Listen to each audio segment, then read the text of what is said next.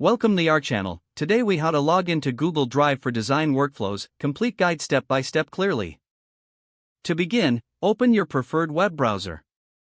In the address bar, type in drive.google.com and press enter. You will be directed to the Google Drive homepage. If you are not already signed in, click on the sign in button located in the top right corner. Enter your Google account email address in the provided field and click next. Now, input your password and click Next again. If prompted, verify your identity using two-factor authentication if you have it set up. Once logged in, you will see your Google Drive dashboard. To create a new design workflow folder, click on the plus New button on the left side. Select Folder from the drop-down menu. Name your folder appropriately and click Create. Your new folder will now appear in your Drive. To upload design files, double-click on your newly created folder. Click the plus New button again and select File Upload or Folder Upload. Choose the files or folders you wish to upload from your computer and click Open. As the files upload, you'll see a status window in the bottom right. Once the upload is complete, you can click on the files to view or organize them. For collaboration, right-click on the folder and select Share. Adjust their permissions based on what access you want them to have.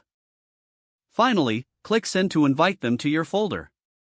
You are now set up to use Google Drive for your design workflows efficiently. If the page does not load, refresh the browser or try again in a private or incognito window. Make sure you are using the correct email address, then retype it carefully to avoid small typos.